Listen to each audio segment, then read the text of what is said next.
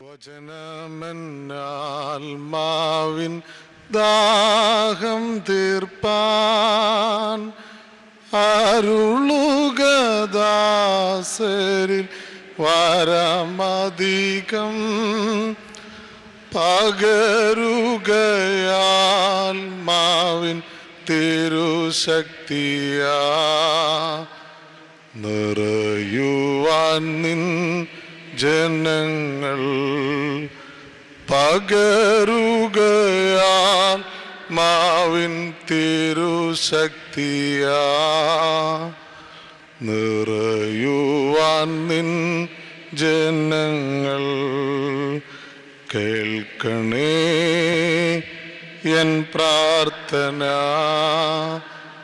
നൽകണേ എൻ യാചന കേൾക്കണേ എൻ പ്രാർത്ഥന നൽകണേ. കരുണാസമ്പന്നൻ നിത്യനുമായ ദൈവമേ, പരിശുദ്ധനായ പരിമല തിരുമേനിയുടെ മധ്യസ്ഥതയിൽ അഭയം പ്രാപിച്ചുകൊണ്ട് പ്രാർത്ഥനാപൂർവം ഞങ്ങൾ ഈ ആലയത്തിലേക്ക് കടന്നു വരുന്നു. അനുദിന ജീവിത ഭാരങ്ങളാൽ ക്ലേശിക്കുന്ന ഞങ്ങൾക്ക് തിരുസാന്നിധ്യം നിന്റെ ആലയം ആശ്വാസമായി മാറണമേ എന്ന് പ്രാർത്ഥിക്കുന്നു. നിങ്ങൾ വേറിട്ട് ആശ്വസിച്ചു കൊള്ളുവിനെന്ന് സുശിഷ്യന്മാരോട് അരുളി ചെയ്യുകയും തൻ്റെ വചനത്താൽ അവരെ ബലപ്പെടുത്തുകയും ചെയ്ത നാഥ, തിരുവചനത്താൽ ആശ്വാസം കണ്ടെത്താനും സമാധാനത്തോടെ സ്വഭവനങ്ങളിലേക്ക് പോകുവാനും കർത്താവേ നിന്റെ നല്ല സാക്ഷികളായിട്ട് തീരാനും ഞങ്ങളെ അവിടുന്ന് അനുഗ്രഹിക്കണമെന്ന് പ്രാർത്ഥിക്കുന്നു. സംഭവബഹുലമായ ലോകത്തിൽ ഇന്നയോളവും കാത്തു സൂക്ഷിച്ചത് നിന്റെ സ്നേഹവും കരുണയും കരുതലുമെന്ന് തിരിച്ചറിഞ്ഞ് ആ കരങ്ങൾ സമർപ്പിച്ചുകൊണ്ട് ദൈവമഹത്വത്തിനായിട്ട് ജീവിപ്പാൻ അവിടുന്ന് ഞങ്ങളെ അനുഗ്രഹിക്കണമെന്ന് പ്രാർത്ഥിക്കുന്നു. കുശവൻ്റെ കയ്യിലെ കളിമണ്ണ് പോലെ ഞങ്ങളെ സമർപ്പിക്കുന്നു. ഇപ്രകാരമാകണമെന്ന് അവിടുന്ന് ആഗ്രഹിക്കുന്നുവോ ഇച്ഛിക്കുന്നുവോ അതുപോലെ ഞങ്ങളെ രൂപാന്തരപ്പെടുത്തണമേ. പരിശുദ്ധനായ പരിമല തിരുമേനിയുടെ മധ്യസ്ഥതയിൽ ഞങ്ങൾ അഭയം പ്രാപിക്കുമ്പോൾ ആ പരിശുദ്ധമായ ജീവിതം ഞങ്ങളെ പ്രചോദിപ്പിക്കണമേ. ജീവിതത്തിൽ തിരുത്തേണ്ടത് തിരിച്ചറിഞ്ഞുകൊണ്ട് തിരുസന്നിധിയിലേക്ക് തിരിച്ചു വരുവാൻ കർത്താവേ നിനക്കുള്ളവരായിട്ട് തീരുവാൻ ഞങ്ങളെ അവിടുന്ന് അനുഗ്രഹിക്കണമേ. അല്പനിമിഷമെല്ലാം മറന്ന് കർത്താവേ നിന്റെ വചനത്തിനായിട്ട് ഞങ്ങൾ കാതോർക്കുന്നു. നിന്റെ ആത്മാവിൽ ഞങ്ങളെ നിറയ്ക്കണമേ. നാഥാ, ഞങ്ങളെ വാങ്ങിപ്പോയവരും നിനക്കും നിന്റെ പിതാവിനും നിന്റെ പരിശുദ്ധാത്മാവിനും സ്തുതിയും സ്തോത്രവും സമർപ്പിപ്പാനായിട്ട് തന്നെ. ആമീൻ. ദൈവതിരുനാമത്തിന് മഹത്വം ഉണ്ടായിരിക്കട്ടെ. ശ്രേഷ്ഠ റമ്പാച്ചൻ, ബഹുമാന്യ വൈദികരെ, സ്നേഹമുള്ള മാതാപിതാക്കളെ, സഹോദരങ്ങളെ, വീണ്ടും ഒരിക്കൽ കൂടെ ധ്യാനത്തിനായിട്ട് ഇവിടെ നിൽക്കുവാൻ ദൈവം തമ്പുരാൻ തന്ന അവസരത്തെ ഓർത്ത് സ്തുതിക്കുന്നു. തിരുവചന ചിന്തകൾ കൂടുതൽ ദൈവത്തോട് അടുത്ത് വരുവാനും ദൈവസന്നിധിയിൽ സമർപ്പിക്കുവാനും നമുക്ക് മുഖാന്തരമായിട്ട് തീരട്ടെ എന്ന് പ്രാർത്ഥിക്കുന്നു. ശാസ്ത്രലോകത്തെ അതികായകനായ മനുഷ്യനാണ് ഡോക്ടർ തോമസ് ആൽവ എഡിസൺ. ഏതാണ്ട് $2 കോടി മുതൽ മുടക്കിയാണ് അദ്ദേഹം തൻ്റെ പരീക്ഷണശാല സ്ഥാപിച്ചത്. അനേകരുടെ സഹായങ്ങൾ കൊണ്ട്, അനേകരോട് കടം വാങ്ങിച്ച് പണിതുയർത്തിയ ഈ പരീക്ഷണശാല അപ്രതീക്ഷിതമായി അഗ്നിക്കിരയായി. കേട്ടവരെല്ലാം ഞെട്ടിപ്പോയി. പിറ്റേ ദിവസം പ്രഭാതത്തിൽ സാധാരണ താൻ നടത്താറുള്ള പ്രഭാത സവാരിയിലൂടെ എഡിസൺ നീങ്ങിക്കൊണ്ടിരിക്കുകയാണ്. അദ്ദേഹത്തെ കണ്ടവരെല്ലാം വാവിട്ട് കരഞ്ഞു. സ്വപ്നങ്ങളെല്ലാം തകർന്നൊരു മനുഷ്യൻ. പക്ഷെ എഡിസന് യാതൊരു ഭാവമാറ്റവുമില്ല. ഒരാൾ എഡിസനോട് ചോദിച്ചു, എന്തേ ഇതെല്ലാം സംഭവിച്ചിട്ടും എന്തേ ഇങ്ങനെ ഇരിക്കുന്നു? എഡിസൺ ഉയരത്തിലേക്ക് നോക്കിക്കൊണ്ട് പറഞ്ഞു, എൻ്റെ അബദ്ധങ്ങളെല്ലാം ദൈവം അഗ്നിക്കിരയാക്കി. എൻ്റെ അബദ്ധങ്ങളെല്ലാം ദൈവം അഗ്നിക്ക് ഇരയാക്കി. എന്നെ കേൾക്കുന്ന എൻ്റെ പ്രിയമുള്ളവരെ, ജീവിതത്തിൽ അപ്രതീക്ഷിതമായി സംഭവിച്ച ദുരന്തത്തിൻ്റെ മുൻപിലും ചങ്കുറപ്പോടെ നിന്നുകൊണ്ട് കരുതുന്ന ഒരു ദൈവത്തിൽ സ്വയം സമർപ്പിച്ച ശാസ്ത്രലോകത്തെ അതികായകനായ ഡോക്ടർ തോമസ് ആൽവാ എഡിസൺ നമ്മുടെ ജീവിതത്തെ ദീപ്തമാക്കട്ടെ. കുഞ്ഞു കുഞ്ഞു നൊമ്പരങ്ങളിലും പ്രയാസങ്ങളിലും പ്രശ്നങ്ങളിലും അസ്വസ്ഥമായ മനസ്സിൻ്റെ ഉടമകളാകുന്ന നമ്മുടെ ജീവിതത്തെ ദീപ്തമാക്കുവാൻ ഇദ്ദേഹത്തിൻ്റെ നിലപാടിടയാകട്ടെ എന്ന് പ്രാർത്ഥിക്കുന്നു. ഞാനൊരു മനുഷ്യനെ നിങ്ങളുടെ മുൻപിൽ അനാവരണം ചെയ്ത് കാണിക്കുവാൻ ആഗ്രഹിക്കുന്നു. ചരിത്രത്താളുകളിൽ ഇദ്ദേഹം വലിയൊരു ഭൂവുടമയാണ്, ജന്മിയാണ്, കർഷകനാണ്, ഒരു കുലത്തിൻ്റെ നേതാവാണ്. പക്ഷേ വേദപുസ്തകത്തിൻ്റെ പഴയ നിയമത്താളുകൾ ഈ വിശേഷണങ്ങളൊന്നുമല്ല ഈ മനുഷ്യന് നൽകുന്നത്. ദൈവത്തിൽ സമർപ്പിച്ച് നിയന്ത്രിക്കപ്പെട്ട് ഒരത്ഭുത മനുഷ്യനായ വ്യക്തി.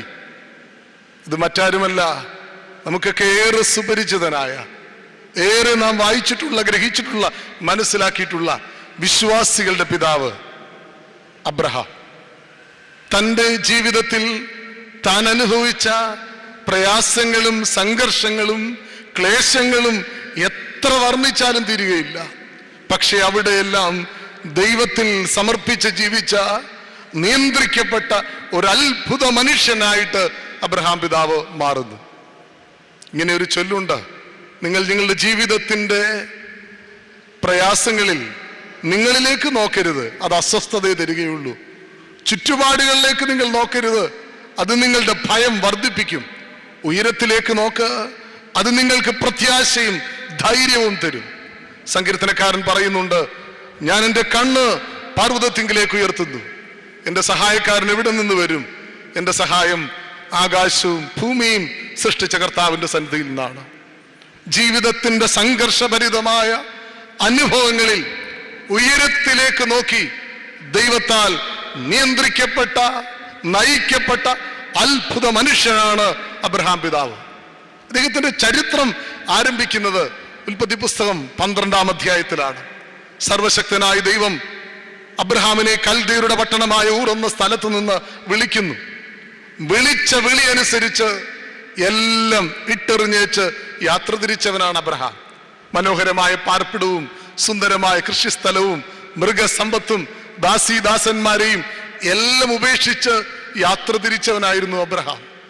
പിന്നീടുള്ള തൻ്റെ ജീവിത വഴിത്താര, അതിൽ താൻ അനുഭവിച്ച സംഘർഷങ്ങൾ അതിനേക്കാൾ കഠിനതരമായിരുന്നു.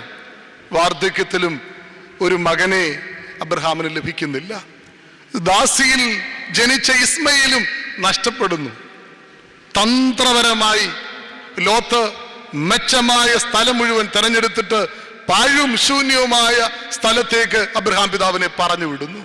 എത്ര വർണ്ണിച്ചാലും തീരുകയില്ല താൻ അനുഭവിച്ച ക്ലേശങ്ങളും സംഘർഷങ്ങളും. പക്ഷേ അവിടെയെല്ലാം കരുതുന്ന ഒരു ദൈവമുണ്ട് എന്ന് കരുതി ദൈവത്തിൽ അബ്രഹാം നയിക്കപ്പെടുകയാണ്. എനിക്ക് തോന്നുന്നു അബ്രഹാമിന്റെ സഹനങ്ങളുടെ പാരമ്യത ഉൽപ്പത്തി പുസ്തകം 22-ാം അധ്യായത്തിലാണ്. നിങ്ങൾ വായിച്ചിട്ടുള്ള സംഭവമാണ്. ഏറെ ഹൃദയസ്പർശിയാണ്. വാർദ്ധക്യത്തിൽ തനിക്ക് ജനിച്ച ഏക മകനായ ഇസ്ഹാക്കിനെ കൂട്ടിക്കൊണ്ട് മോറിയ ദേശത്ത് ദൈവം കാണിപ്പാനിരിക്കുന്ന മലയിലേക്ക് യാഗം കഴിക്കുവാനായിട്ട് അബ്രഹാം കൂട്ടിക്കൊണ്ടുപോകുന്ന സന്ദർഭം ഹൃദയസ്പർശിയാണ്. കണ്ണു നനയാതെ ഇത് വായിക്കുവാനൊക്കുകയില്ല. നമ്മുടെ മുൻപിൽ ഒരു മൂവി പോലെ നമുക്കിങ്ങനെ കാണാം അബ്രഹാമിന്റെ മനോഭാവങ്ങൾ, അദ്ദേഹം അനുഭവിച്ച സംഘർഷങ്ങൾ.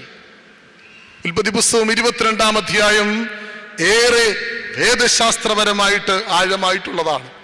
വേദപണ്ഡിതന്മാർ പറയുന്നു ഇത് യേശു തമ്പുരാന്റെ കാൽവറി യാഗത്തിന്റെ മുൻകുറിയാണ് എന്ന്. അതിന് പറയുവാൻ ഏറെ കാരണങ്ങളുമുണ്ട്. ഇസഹാക്ക് യാഗമായി തീരുന്നതിന് മുൻപ് താഴ്വരയിൽ നിന്ന് മലമുകളിലേക്ക് കയറുകയാണ്. യേശു തമ്പുരാനും പീലാത്തോസിന്റെ ഗബ്ബദ എന്ന സ്ഥലത്ത് നിന്ന് ഗോൽഗുത്ത എന്ന മലമുകളിലേക്ക് യാഗത്തിനായിട്ട് കയറുന്നു. ഇസഹാക്ക് പിതാവിന്റെ ഏകജാതനാണ്.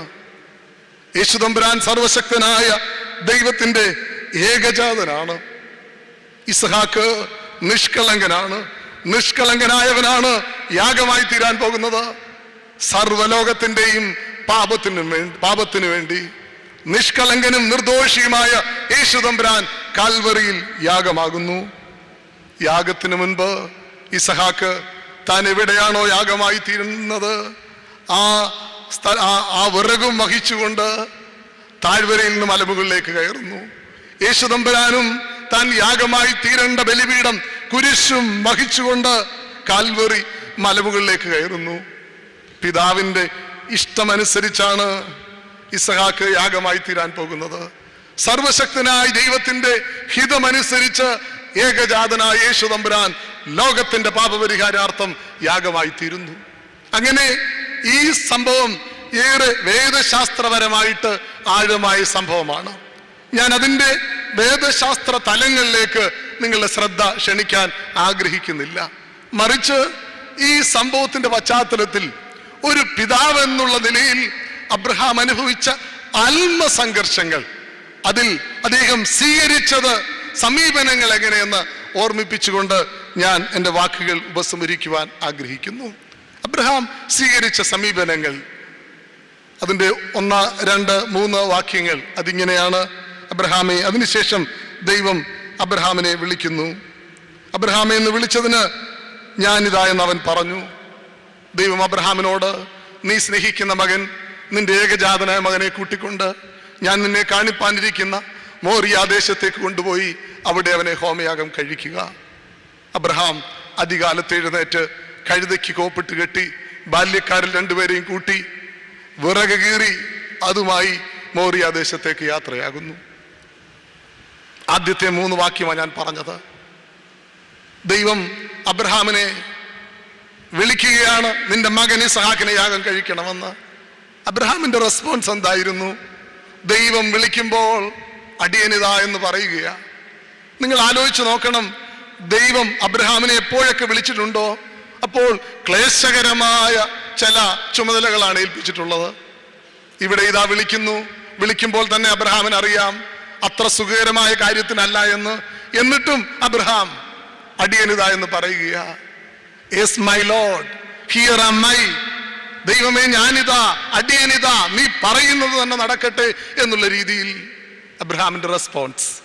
അതിന്റെ 3-ാം വാക്യമാണ് ഏറെ ശ്രദ്ധേയമായിട്ടുള്ളത്. ദൈവം ഇങ്ങനെ വിളിക്കുമ്പോൾ ഒരു മറു ചോദ്യവും ചോദിക്കാതെ അതികാലത്ത് എഴുന്നേറ്റ് കഴുതയ്ക്ക് കോപ്പിട്ട് കെട്ടി യാത്രയാവുകയാണ്. എന്താ അതിന്റെ അർത്ഥം?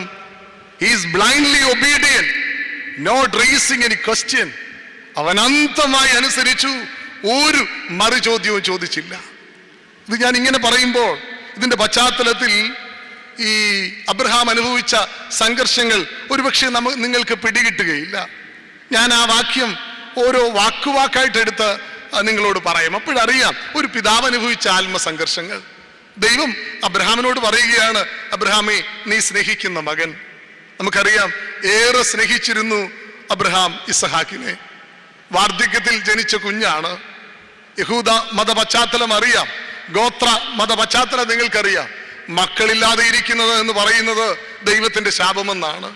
അങ്ങനെയെങ്കിൽ ദൈവത്തെ അറിഞ്ഞ ഒരു മനുഷ്യൻ സമൂഹമധ്യേ ഏറെ നിന്ദയും പരിഹാസവും ഏറ്റെടുത്ത് കാണും. എല്ലാവരുടെയും നിന്ദയും പരിഹാസവും ഒക്കെ ഉൾക്കൊണ്ടുകൊണ്ട് ജീവിച്ചു. ദാസിയിൽ ഒരു കുഞ്ഞ് ജനിച്ചു, അവനും നഷ്ടമാകുന്നു. ഒടുവിൽ അറ്റുനോറ്റ് കിട്ടിയ ഒരു കുഞ്ഞാണ് ഇസഹാക്ക്. പൊന്നുപോലെ വളർത്തി കാണും. നമ്മൾ പറയുമല്ലോ, തലയിൽ വെച്ചാൽ പേനരിക്കും, താഴെ വെച്ചാൽ ഉറുമ്പരിക്കും എന്ന് കരുതി പൊന്നുപോലെ വളർത്തിയതാ. ചില വേദപണ്ഡിതന്മാർ പറയുന്നുണ്ട് ദൈവത്തിന് അബ്രഹാമിനോട് അസൂയ തോന്നിയെന്ന്. കാരണം ഇസ്ഹാക്ക് ജനിക്കുന്നതിന് മുമ്പ് ഫസ്റ്റ് പ്രയോറിറ്റി ദൈവമായിരുന്നു അബ്രഹാമിന്. ഇസ്ഹാക്ക് ജനിച്ചപ്പോഴ് ദൈവത്തിന്റെ ഫസ്റ്റ് പ്രയോറിറ്റി മാറ്റി ഇസ്ഹാക്കിലേക്ക് മാറിയെന്നാ പറയുന്നത്. അതുകൊണ്ട് ദൈവത്തിന് അസൂയ തോന്നിയത് കൊണ്ട് ഇസ്ഹാക്കിനെ യാഗം കഴിക്കണമെന്ന് ദൈവം അബ്രഹാമിനോട് പറഞ്ഞു എന്നാണ്. ഇത് നമുക്ക് ഉൾക്കൊള്ളാൻ പറ്റുകയില്ല. എന്തായിരുന്നാലും ഒരു കാര്യം ഉറപ്പാണ്, ഇസ്ഹാക്കിനെ വളരെ വളരെ അബ്രഹാം സ്നേഹിച്ചു. ഞാൻ നിങ്ങളോട് ചോദിക്കുകയാണ്, നാം ഏറ്റവും സ്നേഹിക്കുന്നതിനെ ദൈവത്തിനായിട്ട് നഷ്ടപ്പെടുത്താൻ നമുക്ക് കഴിയുന്നുണ്ടോ? രണ്ടിവിടെ പറയുക, നിന്റെ ഏകജാതൻ അബ്രഹാമേ, എനിക്കറിയാം നിന്റെ ഏക ആശ്രയമാണ്. ഇസ്ഹാക്ക് ജനിച്ചു കഴിഞ്ഞപ്പോഴേക്ക് അബ്രഹാം ചില സ്വപ്നങ്ങൾ നെയ്ത് കാണും. വാർദ്ധക്യകാലത്ത് തനിക്കൊരു താങ്ങായി തുണയായി തനിക്കൊരു മകൻ, കൃഷികാര്യങ്ങളും മൃഗസമ്പത്തിന്റെ കാര്യങ്ങളും ദാസീദാസന്മാരുടെ ചുമതലകളും തനിക്കേൽപ്പിക്കാൻ തൻ്റെ സ്വന്തം മകൻ, എല്ലാ സ്വപ്നങ്ങളും നെയ്ത് ജീവിതത്തെ മുന്നോട്ട് നയിക്കുന്ന വേളയിലാണ് പറയുന്നത്, അബ്രഹാമേ, ഇത് നിനക്ക് ഏകജാതന, ഈ ഏകജാതന എനിക്ക് വിട്ടു തരണം. നമ്മുടെ ഏക ആശ്രയമായി ഇതിനെ ദൈവത്തിനായിട്ട് വിട്ടുകൊടുക്കാനോ ദൈവഹിതത്തിനായിട്ട് ഏൽപ്പിച്ചു കൊടുക്കാനോ നമുക്ക് കഴിയുന്നുണ്ടോ?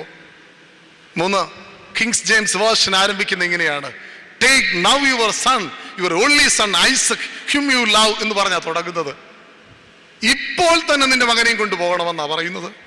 ഒറിജിനൽ പരിഭാഷയിൽ ഇപ്പോൾ കൊണ്ടുപോകണമെന്ന ആലോചിക്കാൻ പോലും പറ്റുകയില്ല. ഇതിന്റെ വരും വരായികൾ ചിന്തിക്കാൻ പറ്റത്തില്ല. മകനെ യാഗം കഴിച്ചാൽ താൻ നേരിടേണ്ട പ്രശ്നങ്ങൾ എന്താണ്, ദൈവം പറയുന്നത് കേൾക്കാതിരുന്നാൽ അനുഭവിക്കേണ്ട ബുദ്ധിമുട്ടുകൾ എന്താണ്, വരും വരായികൾ ഒന്നും ചിന്തിക്കാൻ പറ്റുകയില്ല. ഇപ്പോൾ തന്നെ കൊണ്ടുപോകണം, ഒന്നും ആലോചിക്കാനേ പറ്റുകയില്ല. ചിലതൊക്കെ ആലോചിച്ച് ചെയ്യാനൊക്കെ നമുക്ക് അല്പം കൂടെ എളുപ്പമാണ്. അപ്രതീക്ഷിതമായി ചില നിയോഗങ്ങൾ, ചുമതലകൾ, ചില പ്രയാസങ്ങൾ വരുമ്പോൾ അതെങ്ങനെ നേരിടുമെന്ന് അറിയാതെ തളർന്നു പോകുന്നവരാ നമ്മൾ. അബ്രഹാമേ, ആരോടും ആലോചിക്കാൻ പറ്റത്തില്ല, നിന്റെ ഭാര്യയോട് പോലും ചിന്തിക്കാൻ പറ്റത്തില്ല, ഉടനെ പോണം. വേദപുസ്തകത്തിൽ തന്നെ നിങ്ങൾ കാണുന്നുണ്ട്, അബ്രഹാം അപ്പോൾ തന്നെ യാത്രയാവുകയാണ്. ടേക്ക് നൗ യുവർ സൺ, ഇപ്പോൾ തന്നെ അവൻ യാത്രയാവുകയാണ്. 4, അവിടെ പറയുന്നത് എവിടെ യാഗം കഴിക്കണമെന്നാ പറയുന്നത്? മോറിയ മലയിലല്ല, മോറിയ ദേശത്ത് ഞാൻ കാണിപ്പാനിരിക്കുന്ന മല. മോറിയ ദേശം മലകളുടെ നാടാണ്. സിയോൻ, കാൽവറി, ഹോറേബ്, മോറിയ എന്നീ മലകളുടെ സമുച്ചയമാണ് മോറിയ ദേശം. അപ്പോൾ അവിടെ യാത്രയാകുമ്പോൾ ദൈവം പറയുന്നത്, നീ പോ, മോറിയ ദേശത്ത് ഞാൻ കാണിപ്പാനിരിക്കുന്ന മലയിലെ നിനക്ക് യാഗം കഴിക്കാനൊക്കത്തുള്ളൂ. അതിന്റെ അർത്ഥം എന്താ? നിന്റെ ഈ പ്രശ്നം അതിങ്ങനെ ചിലപ്പോൾ അനന്തമായിട്ട് നീളും. ആദ്യത്തെ സംഭവം പോലല്ല.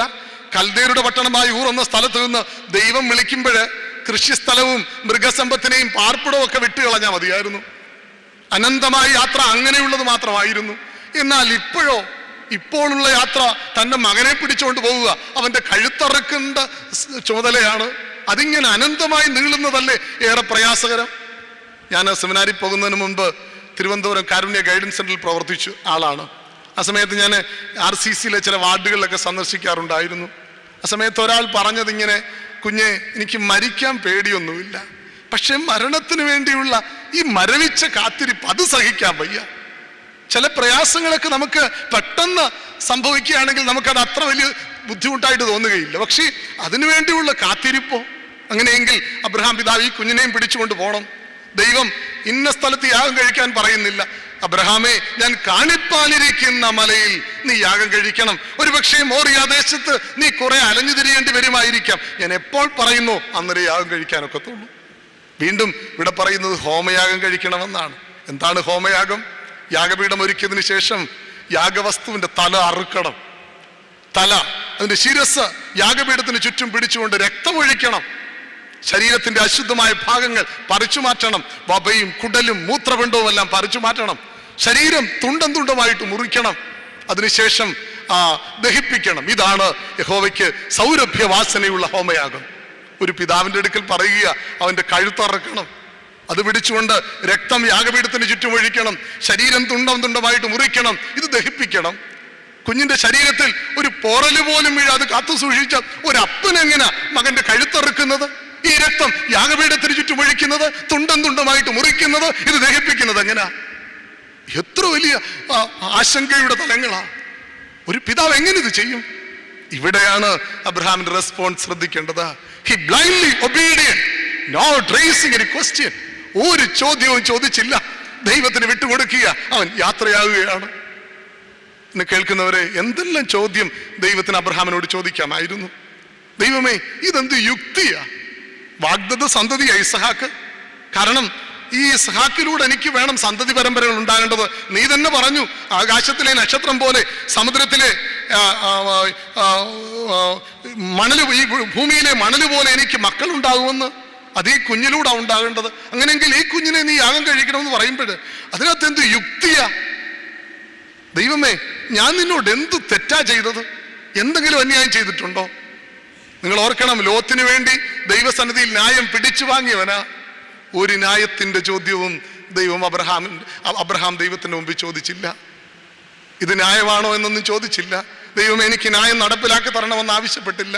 യുക്തിയുടെ ചോദ്യം ചോദിച്ചില്ല, ന്യായങ്ങളുടെ ചോദ്യം ചോദിച്ചില്ല, ഒരു ധാർമ്മിക ചോദ്യം ഉയർത്തിയില്ല. ദൈവമേ, ഇതെന്തൊരു ധാർമ്മികതയാ? എന്റെ കുഞ്ഞിന്റെ രക്തം കണ്ടിട്ട് വേണോ എനിക്ക് നിന്നോടുള്ള വിശ്വാസം നീ മനസ്സിലാക്കേണ്ടത്? അങ്ങനാണോ നീ എന്നെ പറ്റി ധരിച്ചിരിക്കുന്നത്? ഇതെന്തൊരു ധാർമ്മികതയാ? പുറജാതി ദൈവങ്ങളെ പോലെ നീ രക്തദാഹിയാണോ? ഒരു ചോദ്യവും ചോദിച്ചില്ല. He is blindly obedient, not raising any question. പ്രിയമുള്ളവരെ, ഇവിടെയാണ് നാം നമ്മെ പറ്റി ചിന്തിക്കേണ്ടത്. ജീവിതത്തിൽ ഓരോരോ ക്ലേശങ്ങളും ബുദ്ധിമുട്ടുകളും ഒക്കെ നമ്മൾ അനുഭവിക്കുന്നുണ്ട്. മറ്റാരോടും പറയാൻ കഴിയാത്ത ചില വീർപ്പുമുട്ടലുകളുമായിട്ട് ഈ ആലയത്തിൽ വന്നവർ കാണുമായിരിക്കാം. നിങ്ങൾ ഓർക്കണം, ദൈവം അറിയാതെ നമ്മുടെ ജീവിതത്തിൽ ഒന്നും സംഭവിക്കുകയില്ല.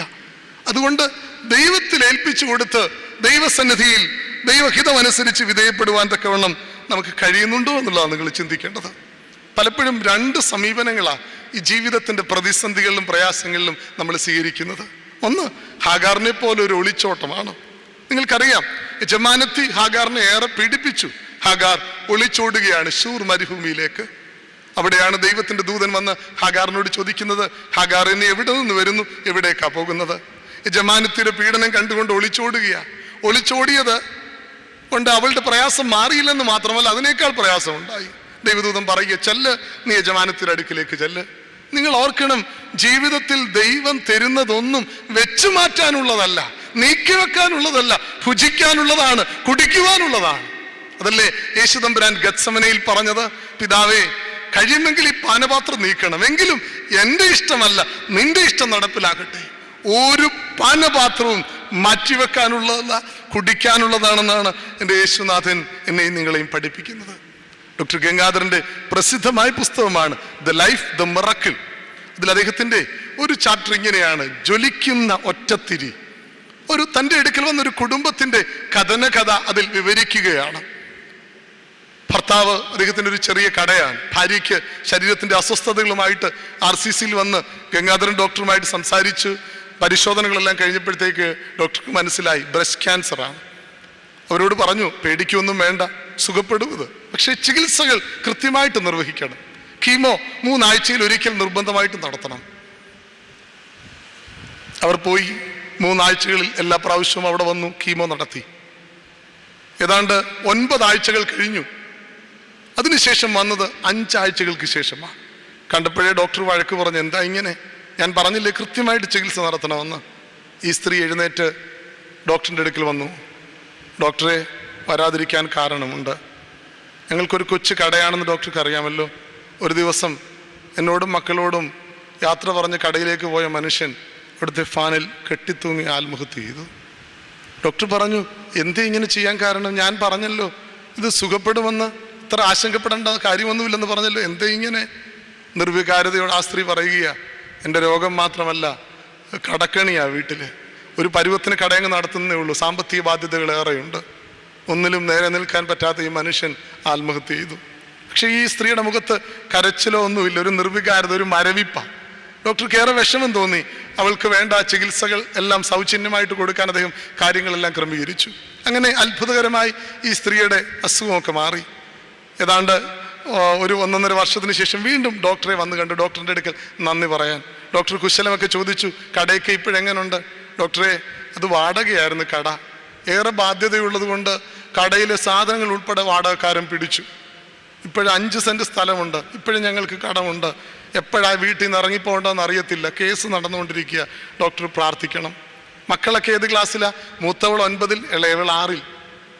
നിങ്ങൾ ജോലിക്കൊക്കെ പോകുന്നുണ്ടോ? ഡോക്ടറോട് അവൾ പറഞ്ഞു, ഡോക്ടറെ അറിയാമല്ലോ, ശാരീരികമായി ഏറെ അസ്വസ്ഥതകൾ ഇപ്പോഴും എനിക്കുണ്ട്, അതുകൊണ്ട് എനിക്ക് ജോലിക്കൊന്നും പോകാൻ പറ്റുകയില്ല. പിന്നെ എങ്ങനെ വീട്ടിലെ കാര്യം?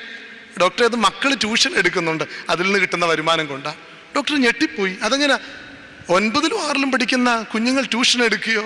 അവൾ പറഞ്ഞു, ഡോക്ടറെ, അടുത്തടുത്ത വീടുകളിൽ 1, 2, 3 ക്ലാസ്സുകളിൽ പഠിക്കുന്ന കുഞ്ഞുങ്ങൾക്ക് ട്യൂഷൻ എടുത്തുകൊണ്ട് അവർക്ക് കിട്ടുന്ന പണം കൊണ്ടാണ് ഞങ്ങൾ ജീവിക്കുന്നത്. ഡോക്ടർ പറയുക, എൻ്റെ ജീവിതത്തെ ഏറെ ദീപ്തമാക്കിയൊരു സംഭവമാണ്. ജീവിതത്തിൽ പരാതി പറയാൻ ഏറെ ഉള്ളൊരു സ്ത്രീ. അവൾ അവസാനം ഡോക്ടറോട് പറഞ്ഞതാണ്, ഡോക്ടറെ, ദൈവം ഞങ്ങളെ കൈവിടിയില്ല, ആരുമില്ലാത്തവർക്ക് ദൈവമാ തുണ, ദൈവം ഞങ്ങൾക്ക് വഴി തുറക്കും. എന്നെ കേൾക്കുന്നതിൻ്റെ പ്രിയമുള്ളവരെ, ജീവിതത്തിൽ ഏറെ പ്രതിസന്ധികൾ നമ്മുടെ ജീവിതത്തിൽ കാണുമായിരിക്കാം, ക്ലേശങ്ങൾ കാണുമായിരിക്കാം, പക്ഷേ വഴി തുറക്കുന്ന ഒരു ദൈവമുണ്ട്. പാട്ടുകാരൻ എത്ര മനോഹരമായിട്ടാണ് പാടുന്നത്. വഴി തുറക്കുമവൻ ആഴികളിൽ വലങ്കൈ പിടിച്ചെന്നെ വഴി നടത്തും, വാതിലുകൾ പലതും അടഞ്ഞിടിലും വല്ലഭൻ പുതുവഴി തുറന്നിടുമേ. വാതിലുകൾ പലതും അടഞ്ഞിടിലും വല്ലഭൻ പുതുവഴി തുറന്നിടുമേ.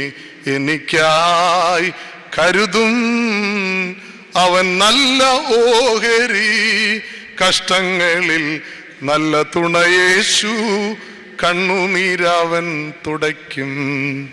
ഏതെല്ലാം വഴികൾ അടഞ്ഞാലും കരുതുന്ന ഒരു ദൈവമുണ്ട്. അതുകൊണ്ട് ജീവിതത്തിന്റെ പ്രതിസന്ധികൾ വെച്ചു മാറ്റാനുള്ളതല്ല, ഒളിച്ചോടാനുള്ളതല്ല, ഏറ്റെടുക്കാനുള്ളതാണ്. ഒന്ന് ഒളിച്ചോട്ടമാണ്, ജീവിതത്തിൽ നിരാശയുടെ ഗർത്തത്തിലേക്ക് പോകുക എന്നുള്ളതാണ് നമ്മുടെ സമീപനം. 2, നമ്മുടെ സമീപനം എന്താണെന്നറിയാമോ? നമ്മുടെ സമീപനം ചില മറുതലിപ്പാണ്. ജീവിത സന്നിധിയിൽ ദൈവത്തിന്റെ മുൻപിൽ ചോദ്യം ചെയ്യുകയാണ്, എന്തുകൊണ്ട് ഇത് സംഭവിക്കുന്നു എന്നുള്ളത്. ഇസ്രായേൽ ജനത്തെ പോലെ നിങ്ങൾ ഓർക്കണം, എത്ര അത്ഭുതകരമായിട്ടാണ് ദൈവം ഇസ്രായേലിനെ നടത്തിയത്. 6 ലക്ഷം കാലാൾ ഉൾപ്പെടുന്ന വലിയ കൂട്ടമായിരുന്നു ഇസ്രായേൽ ജനം മിസ്രൈമിൽ നിന്ന് മരുഭൂമിയിലേക്ക് പോയപ്പോൾ. അവർക്ക് അവരുടെ പ്രതിസന്ധികളിലെല്ലാം ദൈവം പകൽ മേഘസ്തംഭമായി രാത്രി അഗ്നിത്തൂണായി വഴി നടത്തിയതാ. പക്ഷേ അവർക്ക് കുഞ്ഞു കുഞ്ഞു പ്രയാസങ്ങൾ അവർ മറുതലിക്കുകയാണ്. ഒന്ന് തിരിഞ്ഞു നോക്കിയ ഞാനും നിങ്ങളുമൊക്കെ ജീവിതത്തിൽ എത്ര അനുഗ്രഹകരമായി, എത്ര അത്ഭുതകരമായി വഴി നടത്തിയ ദൈവമാ. അതുകൊണ്ട് കുഞ്ഞു കുഞ്ഞ് പ്രയാസങ്ങളിലും നൊമ്പരങ്ങളിലും മറുതലിക്കേണ്ടവരാണോ നമ്മൾ? എവിടെല്ലാം വഴി അടഞ്ഞാലും കരുതുന്ന ഒരു ദൈവമുണ്ട്. അബ്രഹാമിന്റെ റെസ്പോൺസ് എന്താ? Abraham blindly obedient, not raising any question. ഒരു ചോദ്യം ചോദിക്കാതെ ദൈവസന്നിധിയിൽ സമർപ്പിച്ചുകൊണ്ട് യാത്രയാകുക. കഴുതയ്ക്ക് കോപ്പിട്ട് കെട്ടി ബാല്യക്കാരിൽ 2 പേരെയും കൂട്ടി മോറിയ ദേശത്തേക്ക് യാത്രയാകുന്നു. അബ്രഹാം അനുഭവിച്ച സംഘർഷം, 2ാമത്തെ സംഘർഷം എന്താണ്? സ്വീകരിച്ച സമീപനം എന്താണ്? 4-5 വാക്യങ്ങൾ ആരെങ്കിലും വായിക്കണം. 4-5 വാക്യങ്ങൾ. 3-ാം ദിവസം അബ്രഹാം നോക്കി, ദൂരത്ത് നിന്ന് ആ സ്ഥലം കണ്ടു. അബ്രഹാം ബാല്യക്കാരോട്, നിങ്ങൾ ഇവിടെ നിൽക്കുകയും ഞാൻ മകനോടൊപ്പം അവിടം വരെ ചെന്ന് ആരാധന കഴിച്ചിട്ട് മടങ്ങി വരാം. 2ാമത് അബ്രഹാം തൻ്റെ 2 ബാല്യക്കാരെ താഴ്വരയിൽ വെച്ച് ഒഴിവാക്കുന്നു. നിങ്ങൾ ഓർക്കണം, എന്തിനായിരിക്കാം അബ്രഹാം പിതാവ് തൻ്റെ ബാല്യക്കാരെ താഴ്വരയിൽ വെച്ച് ഒഴിവാക്കിയത്? അവർ കൂടെയുള്ളതല്ലേ അബ്രഹാമിന് ഒരല്പം കൂടെ ശക്തിയും ബലവും കിട്ടുന്ന ഒരു അനുഭവം? 2 ബാല്യക്കാരെയും താഴ്വരയിൽ വെച്ച് ഒഴിവാക്കുന്നു. അബ്രഹാമിൻ്റെ വിശ്വസ്തരായിരിക്കണം ഈ 2 ദാസന്മാർ. അതുകൊണ്ടാണല്ലോ ജീവിതത്തിൻ്റെ ഏറ്റവും പ്രധാനപ്പെട്ട നിമിഷമായി ഇവരെ കൂടെ കൂട്ടിയത്. തൻ്റെ ജീവിതത്തിൻ്റെ പ്രയാസങ്ങളിലും ക്ലേശങ്ങളിലും എല്ലാം തനിക്ക് തുണയായി കാവലായി നിന്നിട്ടുള്ളവരാ. അബ്രഹാമിൻ്റെ മനസ്സറിയാവുന്നവരാ. അങ്ങനെയെങ്കിൽ ഇവരുള്ളത് നല്ലതല്ലേ? ചില സമയത്ത് ഒരുപക്ഷെ നിങ്ങൾ ഓർക്കണം, മകൻ്റെ കഴുത്തിറക്കാൻ അപ്പം പോകുന്നത് ചില സമയത്ത് ശക്തി അങ്ങ് ചോർന്നു പോകാൻ സാധ്യതയുണ്ട്. അപ്പനെന്നൊരു ചിന്ത ബാധിച്ചു കഴിഞ്ഞാൽ ദൈവം പറഞ്ഞത് അങ്ങ് വിട്ട് ശക്തി ചോർന്നു പോയി എനിക്കിത് പറ്റുകയില്ല എന്ന് പറയാൻ സാധ്യതയുണ്ട്. അങ്ങനെയെങ്കിൽ ഈ മനസ്സറിയുന്ന ഇവർ കൂടെയുണ്ടെങ്കിൽ അതിനൊരു ആത്മധൈര്യം കിട്ടത്തില്ലേ? അത് നല്ലതല്ലേ? അത് മാത്രമല്ല, ഒരു ഗോത്ര തലവന്റെ കൂടെ പോകുന്നവരെപ്പോഴും കരുത്തന്മാരാ, തടിമാടന്മാരാ, മെയ്ക്കരുത്തുള്ളവരാ. ഇസ്ഹാക്കിനെ പടുവൃദ്ധൻ കയ്യും കാലും കെട്ടി യാഗപീഠത്തിൽ കിടത്തുമ്പോൾ ഒരുപക്ഷെ അവൻ കുതിറിമാറാൻ സാധ്യതയുണ്ട്. പടുവൃദ്ധനായ തനിക്ക് ഒരുപക്ഷെ അവനെ വീണ്ടും കെട്ടിയിട്ട് യാഗത്തിനായിട്ട് ഒരുക്കാൻ പറ്റുകയില്ലായിരിക്കാം. അങ്ങനെങ്കിൽ ഈ കരുത്തന്മാരുള്ള ബാല്യക്കാരുള്ളത് നല്ലതല്ലേ? കാരണം കുതിറി മാറുന്ന കുഞ്ഞിനെ പിടിച്ചു കിടത്തി അബ്രഹാമെ കഴുത്തറത്തോ എന്ന് പറയുവാൻ തക്കവണ്ണം കരുത്തന്മാരായ മല്ലന്മാരുള്ളത് നല്ലതല്ലേ? പക്ഷെ അബ്രഹാം ഈ 2 ബാല്യക്കാരെയും താഴ്വരയിൽ വെച്ച് ഒഴിവാക്കുന്നു. ശരിയാണ്, ഒരാത്മധൈര്യം ഈ ബാല്യക്കാരുണ്ടെങ്കിൽ ഉണ്ടായേനെ. കരുത്തുള്ള ഈ ബാല്യക്കാര് അബ്രഹാമിനോടൊപ്പം ഉണ്ടായെങ്കിൽ അത് അബ്രഹാമിന് ഏറെ ആശ്വാസമായി മാറിയേനെ. പക്ഷെ അബ്രഹാം അവരെ താഴ്വരയിൽ വെച്ച് ഒഴിവാക്കുന്നു. ഞാൻ ചിന്തിക്കുന്നത് അബ്രഹാം വേറൊരു തരത്തിലാണ് ചിന്തിച്ചത്. അബ്രഹാം ചിന്തിച്ചത് ഇതായിരിക്കാം: ദൈവമേ, ഞാൻ ഇവരെ കൊണ്ട് മലമുകളിലേക്ക് നീ കാണിപ്പാനിരിക്കുന്ന സ്ഥലത്ത് കൊണ്ടെത്തി, നീ പറയുന്ന സ്ഥലത്ത് യാഗപീഠമൊക്കെ ഒരുക്കി എൻ്റെ കുഞ്ഞിനെ യാഗം കഴിക്കാനായിട്ട് പോകുമ്പോൾ ഇവർ പറയാൻ ഒരുപക്ഷെ സാധ്യതയില്ലേ, യജമാനനെ ഇത് ഞങ്ങൾ സമ്മതിക്കത്തില്ല, നീ പറഞ്ഞതെല്ലാം അനുസരിച്ചവരാ, കേട്ടവരാ, നിനക്കെന്താ ഭ്രാന്ത് പിടിച്ചോ, നിന്റെ കുഞ്ഞിനെ യാഗം കഴിക്കാൻ പോവുകയാണോ, ദൈവമല്ല ആര് പറഞ്ഞാലും ഈ കാണിക്കുന്നത് ശരിയാണോ, ഇത് സമ്മതിക്കുകയില്ല. യജമാനത്തിയോട് പോലും ചോദിക്കാതല്ലേ നീ ഇതൊക്കെ കാണിക്കുന്നത്, ഇത് സമ്മതിക്കത്തില്ല. കരുത്തന്മാരായ ഈ ദാസന്മാര് തന്നെ പിടിച്ചു മാറ്റിയാൽ തനിക്കത് ചെയ്യാൻ പറ്റുകയില്ല. അതുമാത്രമല്ല, തന്നിലേറെ സ്വാധീനമുള്ളവരാ ഇവര്, തൻ്റെ മനസ്സറിയാവുന്നവരാ. അവരുടെ സ്വാധീനം കൊണ്ടോ തന്നിലുള്ള അവരിലുള്ള ഇടപെടൽ കൊണ്ടോ ഏതെങ്കിലും രീതിയിൽ തന്നെ ഈ ചുമതലയിൽ നിന്ന് പിന്തിരിപ്പിക്കാൻ സാധ്യതയുണ്ട് എങ്കിൽ, എൻ്റെ ദൈവമേ, ഒറ്റയ്ക്ക് പോകുന്നത് എനിക്കേറെ പ്രയാസമാണ് എങ്കിൽ പോലും ദൈവമേ, നീ ഏൽപ്പിച്ചിരിക്കുന്ന നിയോഗത്തിൽ നിന്ന് എന്നെ ഇവർ പിന്തിരിപ്പിക്കാൻ സാധ്യതയുണ്ട് എങ്കിൽ ആ സാധ്യതയെ പോലും ഞാനിതാ താഴ്വരയിൽ വെച്ച് ഒഴിവാക്കുന്നു. എത്ര ശക്തമായ, എത്ര ബോൾഡായിട്ടുള്ള നിലപാടായത്! ഇവരുള്ളത് എനിക്ക് ആശ്വാസമാ, എനിക്ക് ധൈര്യമാ, എനിക്ക് ബലമാ. പക്ഷെ എൻ്റെ ദൈവമേ, ഇവരുടെ സ്വാധീനം കൊണ്ടോ ശക്തി കൊണ്ടോ നീ എന്നെ ഏൽപ്പിച്ചിരിക്കുന്ന ചുമതലകളിൽ നിന്ന് ഞാൻ പിന്തിരിയപ്പെടാനുള്ള സാധ്യതയുണ്ടെങ്കിൽ എനിക്കതൊന്നും വേണ്ട, താഴ്വരയിൽ വെച്ച് ഞാൻ ഒഴിവാക്കുന്നു. എന്നെ കേൾക്കുന്ന എൻ്റെ പ്രിയമുള്ളവരെ, ദൈവം നമ്മെ ഓരോരുത്തരെയും ഓരോ നിയോഗങ്ങൾ ഏൽപ്പിച്ചിട്ടുണ്ട്. നമ്മുടെ ജോലിയിലായിരിക്കാം, കുടുംബ പ്രവർത്തനങ്ങളിലായിരിക്കാം, സമൂഹത്തിലുള്ള ചുമതലകളിലായിരിക്കാം, എന്തായിരുന്നാലും ചില നിയോഗങ്ങൾ ഏൽപ്പിച്ചിട്ടുണ്ട്. പണത്തിൻ്റെ ശക്തിയുടെ മുൻപിൽ, ബന്ധങ്ങളുടെ സ്വാധീനത്തിന് മുൻപിൽ എൻ്റെ നിയോഗത്തിൽ നിന്ന് ഞാൻ പിന്മാറുന്നുണ്ടോ എന്നൊന്ന് ആത്മപരിശോധന ചെയ്യേണ്ട നിമിഷമാണിവിടെ. ഒന്ന് ചിന്തിച്ചു നോക്ക്. ദൈവമേ, നീ എന്നെ ഏൽപ്പിച്ചിരിക്കുന്ന സ്ഥാനത്ത് ഞാൻ എൻ്റെ ഭൗതിക ആഗ്രഹങ്ങളുടെ ശക്തി കൊണ്ട്, എൻ്റെ ബന്ധങ്ങളുടെ സ്വാധീനം കൊണ്ട് ഞാൻ എപ്പോഴെങ്കിലും എൻ്റെ നിയോഗത്തിൽ നിന്ന് പിന്മാറുന്നവനാണോ എന്നൊന്ന് സ്വയം ചിന്തിക്കേണ്ടിയിരിക്കുന്നു. ശലോമോനെ നിങ്ങൾക്കറിയാം. ഇസ്രായേൽ ചരിത്രത്തിൽ ഇത്രയും നിർണായകമായ സ്വാധീനമുണ്ടായിരുന്ന, ഇത്രയും ജനക്ഷേമമായ പദ്ധതികൾ നിർവഹിച്ച, ഇത്രയും ദൈവത്തിൽ അധിഷ്ഠിതമായിട്ട് പ്രവർത്തിച്ച ഒരു രാജാവില്ല. പക്ഷേ അദ്ദേഹത്തിൻ്റെ പിൽക്കാല ജീവിതം വായിക്കുമ്പോൾ ഏറെ ദയനീയമായി മാറുന്നു. ജ്ഞാനം മാത്രം മതി എന്ന് പറഞ്ഞ ശലോമോന് ദൈവം എല്ലാം കൊടുക്കുന്നു. ദൈവജനത്തെ ഭംഗിയായി നയിച്ച രാജാവ് ഒടുവിൽ ഭാര്യമാരുടെയും വെപ്പാട്ടികളുടെയും ആഗ്രഹമനുസരിച്ച് ആർഭാടത്തിൻ്റെയും ധൂർത്തിൻ്റെയും പിന്നാലെ പോയി രാജ്യത്തെ ദുരന്തത്തിൻ്റെ വക്കിലെത്തിക്കുകയാണ്. നിങ്ങൾക്കറിയാം, ശലോമോൻ രാജാവിൻ്റെ കാലഘട്ടമാണ് ഇസ്രയേലിൻ്റെ ഏറ്റവും സുവർണ കാലഘട്ടം എന്നതുപോലെ ദയനീയ കാലഘട്ടവും ശലോമോൻ രാജാവിൻ്റെ കാലഘട്ടമായിരുന്നു. വിഗ്രഹങ്ങൾ ഉണ്ടാക്കുക, ക്ഷേത്രങ്ങൾ പണിയുക, ഉപജാപക വൃന്ദത്തിൻ്റെ പ്രവർത്തനം അനുസരിച്ച് പ്രവർത്തിക്കുക. തന്നെ ഏൽപ്പിച്ച നിയോഗം താൻ മറന്നു പോകുന്നു. നമുക്കൊക്കെ ചില നിയോഗങ്ങളുണ്ട്. പണത്തിൻ്റെ ശക്തിക്ക് മുൻപിൽ, ബന്ധങ്ങളുടെ സ്വാധീനത്തിൻ്റെ മുൻപിൽ കളഞ്ഞു കുളിക്കാനുള്ളതല്ല ഈ ജീവിത നിയോഗമെന്ന് തിരിച്ചറിയണം. ഇന്നത്തെ രാഷ്ട്രീയ ഇടപെടലുകൾ ചിലതൊക്കെ കാണുമ്പോൾ നമുക്ക് ഭയം തോന്നുന്നു. ഭാരതം കണ്ടതിൽ ഏറ്റവും വലിയ അഴിമതിയാണ് 2G സ്പെക്ട്രം അഴിമതി.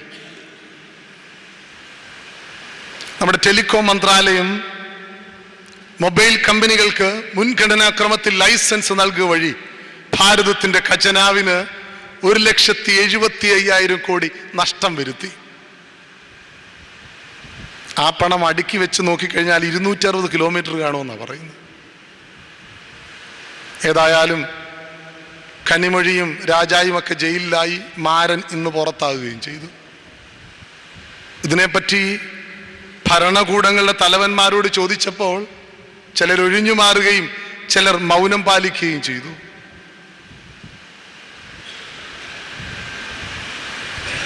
ഭൗതികമായ നേട്ടങ്ങൾ ഉണ്ടാക്കാൻ വേണ്ടി നിയോഗങ്ങൾ മറന്നു പ്രവർത്തിക്കുന്ന രാഷ്ട്രീയ നേതാക്കന്മാർ രാഷ്ട്രത്തിന്റെ ശാപമാണ്. അണ്ണാ ഹസാരെ എന്ന പടുവൃദ്ധനായ ഗാന്ധിയൻ ഭരണകൂടത്തെ മുട്ടുകുത്തിച്ചു കൊണ്ടിരിക്കുകയാണ്.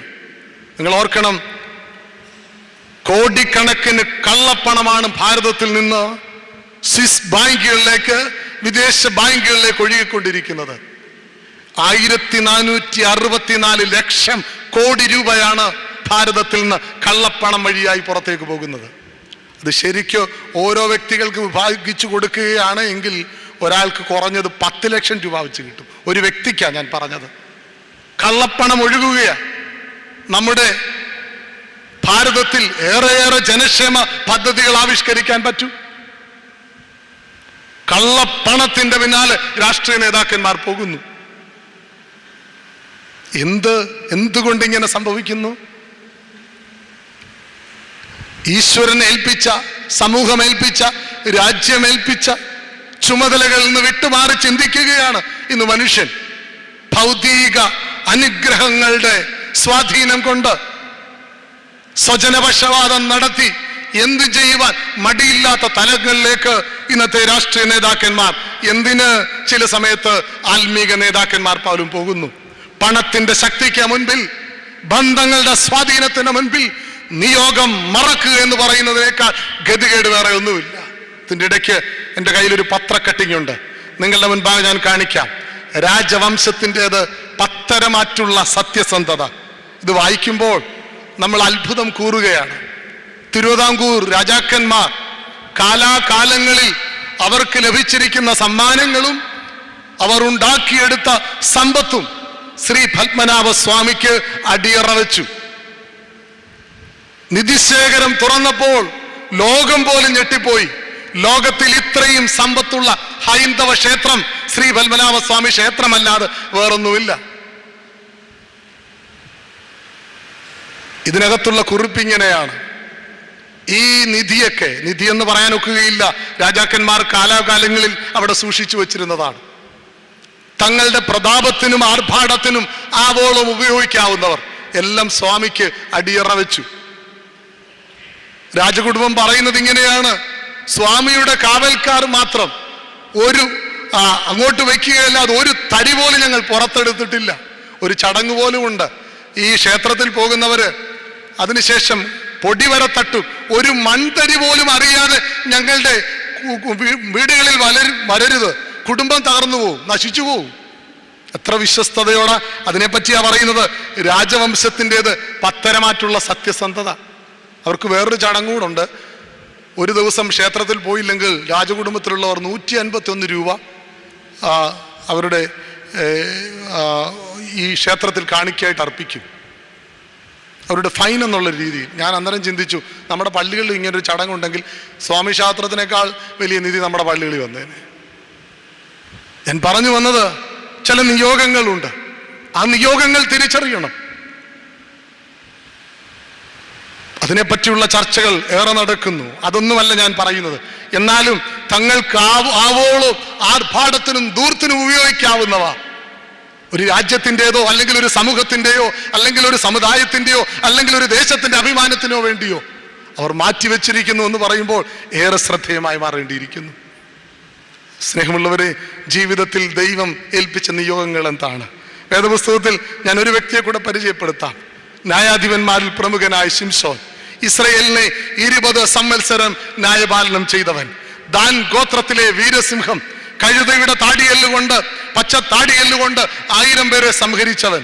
300 കുറുക്കന്മാരെ വാലോട് വാൽ ചേർത്ത് ബന്ധിച്ച് പന്തം വെച്ച് ഫെലിസ്ത്യ വിളവുകളെ നശിപ്പിച്ചവൻ.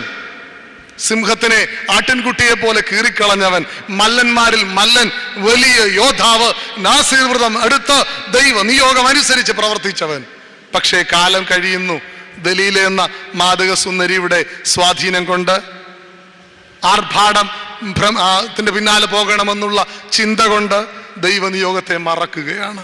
പിന്നെ അദ്ദേഹത്തിനുണ്ടായ അനുഭവങ്ങൾ വേദപുസ്തകത്തെ ആളുകൾ വിവരിക്കുന്നുണ്ട്. ഏറ്റവും ദയനീയമായ കാഴ്ച ദാഗോന്റെ ക്ഷേത്രത്തിൽ ബന്ധനസ്ഥനായി കിടക്കുന്ന ശിംശോനെ കാണുമ്പോഴാണ്. ഇവിടെ പറയുന്നത് ഇങ്ങനെയാണ്: ദാഗോന്റെ ക്ഷേത്രത്തിൽ ഉത്സവത്തിന് കൂടിയവരെ പറഞ്ഞു, ശിംശോനെ കൊണ്ടുവരിക, അവൻ ഞങ്ങളുടെ മുൻപിൽ കളിക്കട്ടെ. വലിയൊരു മല്ലൻ കോമാളിയെ പോലെ പുറജാതികളുടെ മുൻപിൽ ആടിത്തുള്ളുകയാണ്. ദൈവനിയോഗം മറന്നു കഴിഞ്ഞാൽ കോമാളിയാകും.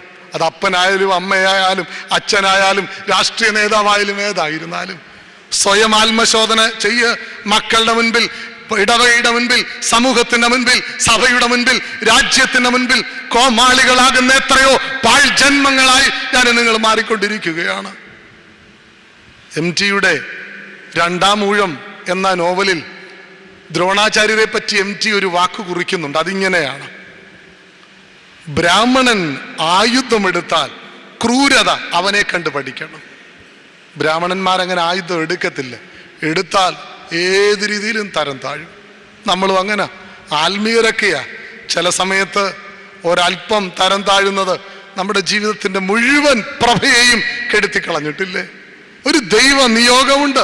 അത് ഏത് മേഖലകളായിക്കൊള്ളട്ടെ, ഏത് പ്രവർത്തന പന്താവിലായിക്കൊള്ളട്ടെ, അവിടെ ഈശ്വരനെ ഏൽപ്പിച്ച എൻ്റെ നിയോഗം ഭംഗിയായി നിറവേറ്റുന്നവരാണോ എന്നുള്ളതൊന്ന് ചിന്തിക്കണം. അയോധ്യ രാജവംശം സൂര്യവംശ പ്രതാപമുള്ളൊരു രാജ്യമാണ്. സ്വന്തം മകൻ ഭരതനേക്കാൾ കൂടുതൽ കൈകേയി രാമനെ സ്നേഹിച്ചിരുന്നു. എന്നാൽ മന്ദര എന്ന കൂനിയായ ദാസിയുടെ ചരടുവലി അനുസരിച്ച് സ്വാധീനം കൊണ്ട് രാമനെ കാട്ടിലേക്ക് അയക്കുകയും സ്വന്തം മകൻ ഭരതനെ രാജാവാക്കി മാറ്റുകയും ചെയ്യുവാൻ കൈകേയി ശ്രമിക്കുകയാണ്. പുത്രദുഃഖം കൊണ്ട് ദശരഥൻ മരണമടയുകയാണ്. ചിലരുടെ സ്വാധീനം അനുസരിച്ച് തുള്ളിക്കഴിഞ്ഞാൽ, ചില ശക്തികളുടെ ഇടപെടൽ അനുസരിച്ച് പ്രവർത്തിച്ചു കഴിഞ്ഞാൽ നമ്മൾ ഓർക്കണം, നമ്മൾ എവിടായിരിക്കുന്നുവോ അത് തകർന്ന് തരിപ്പണമാകും.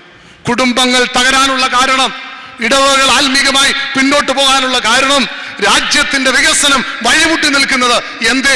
നിയോഗം മറക്കുന്നത് കൊണ്ടാ.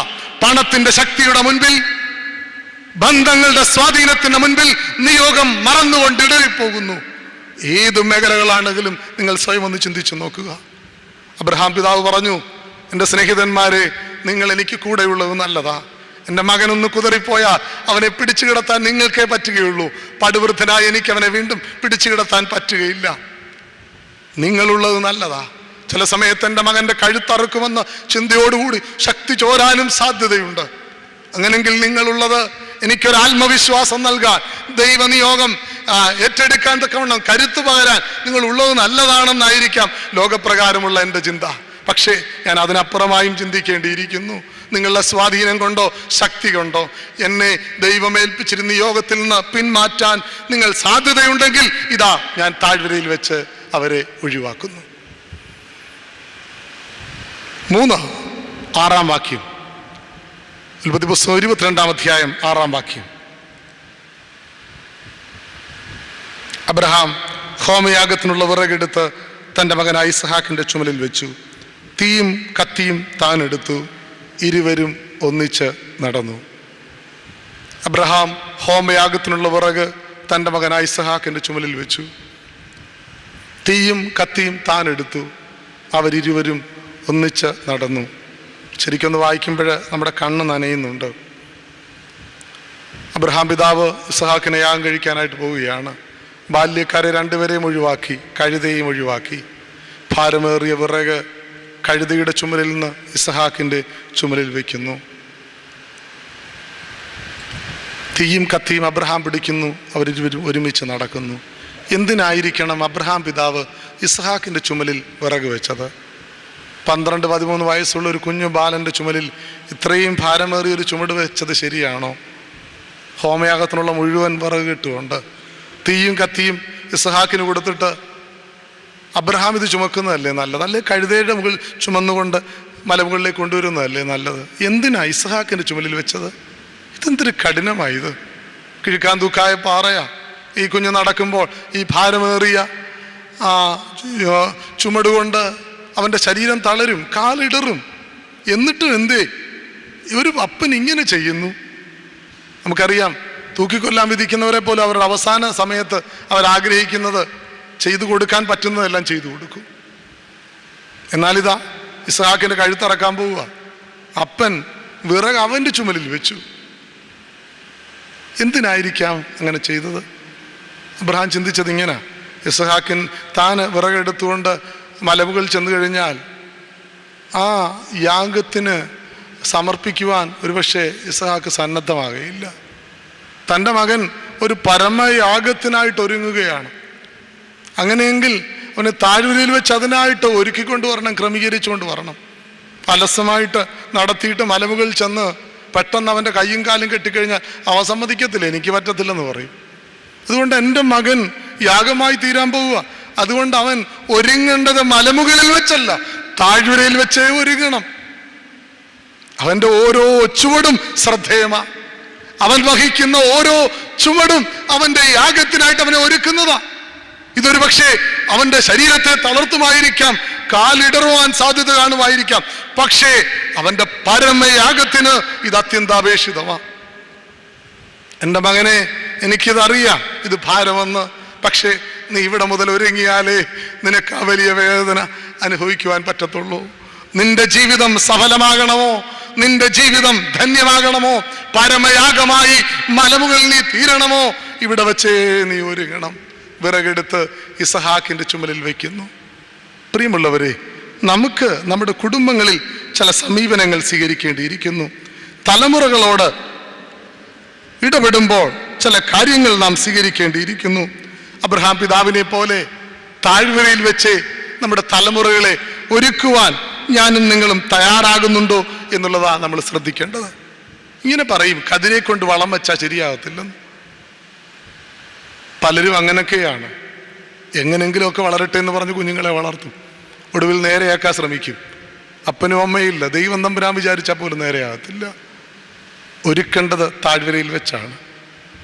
അവൻ്റെ ശൈശവകാലം മുതൽ അവനെ ജീവിതത്തിനായിട്ട് ഒരുക്കണം. നമ്മുടെ കുഞ്ഞുങ്ങൾക്ക് സംഭവിക്കുന്നത് എന്താണെന്ന് അവർ പഠിക്കുന്നുണ്ട്, ജീവിതം പഠിക്കുന്നില്ല. അവർക്ക് അറിവുണ്ട്, തിരിച്ചറിവില്ല. അവർക്ക് ബുദ്ധിയുണ്ട്, ബോധമില്ല.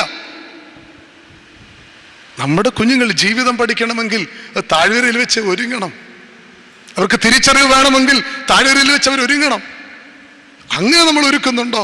ചില മാതാപിതാക്കളൊക്കെ പറയാറുണ്ട്, ഞങ്ങളുടെ കുഞ്ഞുങ്ങളെ ഒരു വിഷമവും ഞങ്ങൾ അറിയിച്ചിട്ടില്ല, ഉറപ്പാ കുഞ്ഞുങ്ങൾ നശിച്ചു തന്നിരിക്കും. കൈവെള്ള വെച്ചാൽ ഞങ്ങൾ വളർത്തിക്കൊണ്ടിരുന്നത്. അയ്യോ, അവന് ഒരു വിഷമവും അറിയിച്ചിട്ടില്ല, ഒരു പ്രയാസവും അറിയിച്ചിട്ടില്ല, എൻ്റെ കൈവെള്ളയില. ആ അപ്പനും അമ്മയും തന്നെ പറയും, അയ്യോ ഞങ്ങൾ പോലും അറിയാതെ വരലിൻ്റെ ഇടയ്ക്കൂടെ അവൻ അങ്ങ് പോയി. ഇന്നൊരു കുടുംബത്തിന്റെ ഏറ്റവും വലിയ ദുഃഖം എന്താണ്? സാമ്പത്തിക ക്ലേശമാണോ? രോഗങ്ങളാണോ? ഒരിക്കലുമല്ല, മക്കളെ കൊണ്ടുള്ള ദുഃഖമാണ്. എല്ലാം ഉണ്ടായാലും നമ്മുടെ മക്കൾ ദിശാബോധമില്ലാതെ പോയി കഴിഞ്ഞാൽ എന്തോ പ്രയോജനമാ. അതുകൊണ്ട് നമ്മുടെ തലമുറകളെ ശരിക്ക് ഒരുക്കുവാൻ നമുക്ക് കഴിയുന്നുണ്ടോ എന്നുള്ളതാണ് ചിന്തിക്കേണ്ടത്. നമ്മളിന്ന് കഴിക്കുന്ന കോഴികളില്ലേ, ചിക്കൻ, അത് എസ്ട്രജൻ ഹോർമോൺ കുത്തിവെച്ചാന്നാണ് പറയുന്നത്. എസ്ട്രജൻ ഹോർമോൺ കുത്തിവെച്ച കോഴികൾക്ക് ഒരു പ്രത്യേകതയുണ്ട്, പെട്ടെന്ന് വളരും, മാംസം പോലെ ശരീരം ഉണ്ടാവും. 1 മാസം കൊണ്ട് 4 കിലോ 5 കിലോ വരെ തൂക്കം വരുമെന്നാണ് പറയുന്നത്. പക്ഷെ നാടൻ കോഴികളും എസ്ട്രജൻ കുത്തിവെച്ച ഈ കോഴികളും തമ്മിൽ വ്യത്യാസമുണ്ടെന്നാണ് പറയുന്നത്. നാടൻ കോഴികൾക്ക് നമ്മളൊരു കോഴി വെച്ചൊരു ഏറ് കൊടുത്താൽ അതിൻ്റെ കാലൊടിയുമായിരിക്കും, എന്നാലും അത് വളരെ വേഗത്തിൽ ഓടിപ്പോകും. എന്നാൽ ഈ എസ്ട്രജൻ കുത്തിവെച്ച കോഴികളിൽ ഒരു കൊച്ചു ഹേമം തട്ടിയാൽ മതി, ചത്തുപോകും. അതുമാത്രമല്ല, ഇങ്ങനെയുള്ള കോഴികൾ കണ്ടില്ലേ, ഉറക്കം തൂങ്ങുകളായിട്ടായിരിക്കുന്നത്. നമ്മുടെ നാടൻ കോഴികളോ, നമ്മുടെ മക്കളേക്ക് ഇങ്ങനെ വളർത്താനാണ് നമുക്കിഷ്ടം. ഉറക്കം തൂങ്ങികളെ പോലെ, ചക്ക പോലെ ഇരുന്നാലും പറയും അച്ഛാ കൊച്ച ക്ഷീണിച്ചു പോയെന്ന് പറയും. നമ്മുടെ കുഞ്ഞുങ്ങൾക്ക് അവരെ താഴ്വരയിൽ വെച്ച് ഒരുക്കണം. അപ്പനും അമ്മയും ജീവിതത്തിൽ ഏറെ വിഷമിച്ചിട്ടുണ്ട്. ആ വിഷമങ്ങളുടെ പാഠങ്ങൾ ആവർത്തിച്ച് കുഞ്ഞുങ്ങളെ പഠിപ്പിക്കണം. ചില ചുമതലകളും ഉത്തരവാദിത്തങ്ങളും അവരെയൊക്കെ ഏൽപ്പിക്കണം. ഒന്നും അറിയാതെ വളർത്തിക്കഴിഞ്ഞാൽ ഒന്നും അറിയാതെ അവർ നശിച്ചു പോകും. അതുകൊണ്ട് ജീവിതത്തിൽ നമ്മുടെ കുഞ്ഞുങ്ങളെ ദിശാബോധത്തോട് വളർത്തേണ്ട വലിയ ചുമതലയും ദൗത്യവും എനിക്ക് നിങ്ങൾക്കും ഒക്കെ ഉണ്ട്. തീയിൽ കുരുത്താൽ വെയിലത്ത് വാടത്തില്ലെന്ന് പറയും. അതുകൊണ്ട് ചില സഹനങ്ങളും പ്രയാസങ്ങളും ഒക്കെ അറിയിക്കണം. മക്കളെ വിളിച്ചിട്ട് പറയണം, മക്കളെ എൻ്റെ അപ്പൻ അമ്മ കഷ്ടപ്പെട്ടത് ഇതുപോലെ, അതുകൊണ്ട് ജീവിതത്തിൽ കുറച്ച് കഷ്ടപ്പെട്ടാലും പ്രയാസപ്പെട്ടാലും ഒന്നും കുഴപ്പമില്ല, അത് നിന്റെ ജീവിതത്തിൻ്റെ മാറ്റുകൂട്ടത്തേ ഉള്ളൂ. ജീവിതത്തെ ഭംഗിയായി നേരിടാനുള്ള കരുത്ത് തരികയുള്ളൂ. നിങ്ങൾ ആലോചിച്ച് നോക്ക്, നമ്മുടെ കുഞ്ഞുങ്ങൾക്ക് സംഭവിക്കുന്നത് എന്താ? അവർക്ക് ജീവിതത്തെ പറ്റി ദർശനമുണ്ടോ? ഒരല്പം മാർക്ക് കുറഞ്ഞു കഴിഞ്ഞാൽ ആത്മഹത്യയുടെ വക്കിലേക്ക് പോവുകയാണ്. കഷ്ടപ്പെട്ട് വളർത്തിയ അപ്പനെയും അമ്മയും ചിന്തിക്കാതെ ഇന്നലെ കണ്ട പെൺകൊച്ചിന്റെ കൂടെ, ഇന്നലെ കണ്ട പയ്യന്റെ കൂടെ ഇറങ്ങിപ്പോവുക. പഠനാർത്ഥം പോകുന്നവർ കാണിക്കുന്ന പേക്കൂത്തുകൾ പറഞ്ഞറിയിക്കാൻ പറ്റത്തില്ല. പത്രമാധ്യമങ്ങൾ നിങ്ങൾ കാണുന്നതല്ലേ? നമ്മുടെ കുഞ്ഞുങ്ങളെ വളർത്തേണ്ട ദിശാബോധത്തോടാ. താഴ്വരയിൽ വെച്ച് വളർത്തണം, താഴ്വരയിൽ വെച്ച് തന്നെ ഒരുക്കണം. അതിന് കഴിയുന്നുണ്ടോ എന്ന് ചിന്തിക്കേണ്ടത്. മലയാള സാഹിത്യത്തിലെ കർക്കശ്യ സാഹിത്യകാരനായ എം കൃഷ്ണവാര്യരുടെ ആത്മകഥാപരമായ ഒരു അഭിമുഖം ഭാഷാഭൂഷണിക്കകത്തുണ്ട്. അതിൽ അദ്ദേഹത്തോട് ലേഖകൻ ചോദിച്ചു, സാർ, അങ്ങൊരു ആത്മകഥ എഴുതുകയാണെങ്കിൽ എന്തായിരിക്കും അങ്ങ് എഴുതുന്നത്? അദ്ദേഹം പറഞ്ഞു, നല്ല തന്തയ്ക്കും നല്ല തള്ളയ്ക്കും പറക്കുന്നതാ ഭാഗ്യം. എന്താ കാരണം? എൻ്റെ അപ്പൻ്റെ അസന്മാർഗീയ ജീവിതവും അമ്മയുടെ ആർഭാടും ധൂർത്തും ഇതിനോടുള്ള നിസ്സംഗതയും എൻ്റെ മനസ്സിലുണ്ടാക്കിയ ക്ഷതങ്ങളാ. നമ്മുടെ മക്കൾക്ക് സംരക്ഷകരായ മാത്രം പോരാ, മോഡലായി മാറണം. ജീവിതത്തിൽ സഹനങ്ങളുടെ കഥ അവർക്ക് പറഞ്ഞു കൊടുത്താൽ പോരാ, ജീവിതത്തിൽ ക്ലേശവും പ്രയാസവും എന്തെന്നവർ തിരിച്ചറിയുകയും ചെയ്യണം. ഒന്നും എളുപ്പം കിട്ടുന്നതല്ല എന്നുള്ള തിരിച്ചറിവ് അവർക്കുണ്ടാക്കി കൊടുക്കണം. ഇന്ന് പലപ്പോഴും നമ്മുടെ കുഞ്ഞുങ്ങൾക്ക് അങ്ങനെ എല്ലാം എളുപ്പം ഉണ്ടാക്കണം. അതുകൊണ്ടല്ലേ ആലപ്പുഴയിൽ റിട്ടയർഡ് RMO വേലായുധന്റെ വീട്ടിൽ 8ലും 9ലും പഠിക്കുന്ന 2 കുഞ്ഞുങ്ങൾ മോഷണം നടത്തി. 65 പവൻ അവർ കവർന്നെടുത്തു. എന്നിട്ട് ഈ സ്വർണം അവർ ആരുടെല്ലാം കൊണ്ടു കൊടുത്തെന്നറിയോ? അവരുടെ അമ്മമാരുടെ കയ്യിൽ. പോലീസ് അന്വേഷിച്ചപ്പോഴാണ് സത്യം വെളിവായത്. അമ്മമാരത് വിൽക്കും, അവർക്ക് ആവശ്യമുള്ള എടുക്കും, ബാക്കിയുള്ള കുഞ്ഞുങ്ങൾക്ക് കൊടുക്കും. എത്ര നല്ല കുഞ്ഞുങ്ങൾ, എത്ര നല്ല അമ്മമാർ. എങ്ങനെ ഗതി പിടിക്കാനാ? എന്തേ നമ്മുടെ കുഞ്ഞുങ്ങൾ ഇങ്ങനെ തുടങ്ങുന്നു? അവരെ താഴ്വരയിൽ വെച്ച് ഒരുക്കുവാൻ നമുക്ക് കഴിയുന്നുണ്ടോ? പലപ്പോഴും കഴിയുന്നില്ല. ഇവിടെ ഏറ്റവും ഹൃദയസ്പർശിയായ ഒരു വാക്യമുണ്ട്. വിറകെടുത്ത് ഇസ്ഹാക്കിന്റെ ചുമലിൽ വെച്ചു. അബ്രഹാം തീയും കത്തിയും പിടിച്ചു. അവർ ഇരുവരും ഒന്നിച്ച് നടന്നു. എങ്ങനെ നടക്കും? നിങ്ങൾക്ക് ചിന്തിക്കാൻ പറ്റുമോ? അപ്പൻ മകന്റെ മുകളിൽ വിറകെടുത്ത് വെച്ചിട്ട് അപ്പനോട് ചേർന്ന് നടക്കുക. ഇന്ന് നമ്മുടെ കുടുംബങ്ങൾ പറ്റുന്ന എന്താ? ഒന്നെങ്കിൽ നമ്മുടെ കുഞ്ഞുങ്ങൾ അനേക കാലം മുമ്പേ അല്ലെങ്കിൽ പുറകെയാ, നമ്മുടെ കൂടില്ല, ഒരിക്കലുമില്ല. ജീവിതത്തിൽ താൻ വേദനകളും പ്രയാസങ്ങളും ഏറ്റെടുത്തത് അപ്പൻ മുഖാന്തരമായിട്ടാണെങ്കിൽ പോലും എൻ്റെ നന്മയ്ക്ക് അപ്പൻ ചെയ്തത് എന്നൊരു ബോധ്യം ഇസ്ഹാക്കിനുണ്ട്. അതുകൊണ്ടാ കൂടെ നടക്കുന്നത്. തൻ്റെ മകനെ ചേർത്ത് പിടിച്ചുകൊണ്ട് അപ്പനും നടക്കുക. ഈ വാക്യം തന്നെ വീണ്ടും കാണുന്നുണ്ട്. അതിൻ്റെ ഈ ഭാഗം, അതിൻ്റെ അവസാന ഭാഗത്ത് 8ാം വാക്യത്തിന്റെ അവസാന ഭാഗത്ത് വീണ്ടും കാണുന്നുണ്ട്. അവർ ഇരുവരും ഒന്നിച്ചു നടന്നു. അവിടെ എന്താ അവിടെ സംഭവിക്കുന്നത്? അവിടെ ഇസ്ഹാക്ക് അബ്രഹാമിനോട് ഒരു ചോദ്യം ചോദിക്കുകയാണ്. അവരുടെ യാത്ര 3 ദിവസം പിന്നിട്ടു. അതുവരെ അവരൊന്നും സംസാരിച്ചില്ല. ആദ്യമായിട്ട് ഇസ്ഹാക്ക് അബ്രഹാമിനോട് ചോദിക്കുക.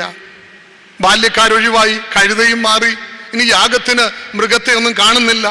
ഇസ്ഹാക്ക് അബ്രഹാമിനോട് ചോദിക്കുകയാണ്, അപ്പാ, തീയും വിറകുമൊക്കെ ഉണ്ട്, ഹോമയാഗത്തിനുള്ള മൃഗം എവിടെ?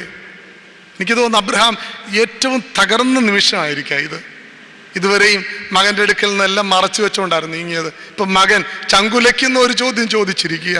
അപ്പാ, മൃഗമൊന്നും കാണുന്നില്ലല്ലോ, എന്തിനാണ് നീ യാഗം കഴിക്കാൻ പോകുന്നത്? അപ്പോൾ അപ്പൻ പറയുന്ന ഒരു കാര്യമുണ്ട്, മകനെ, ഹോമയാഗത്തിനുള്ള മൃഗം യഹോവ അപ്പോൾ നമുക്ക് തരും, യഹോവ കരുതിക്കൊള്ളൂ എന്ന് പറയുക. വീണ്ടും പറയുന്നത് ഇങ്ങനെയാണ്, അവർ ഇരുവരും ഒരുമിച്ച് നടന്നു. ഇസ്ഹാക്കിന് അപ്പോൾ ഉറപ്പായിട്ടും മനസ്സിലായി കാണും, യാഗം കഴിക്കപ്പെടാൻ പോകുന്നത് താൻ തന്നെയാണ്. എന്നിട്ടും ഒരുമിച്ച് നടന്നെന്നാണ് പറയുന്നത്.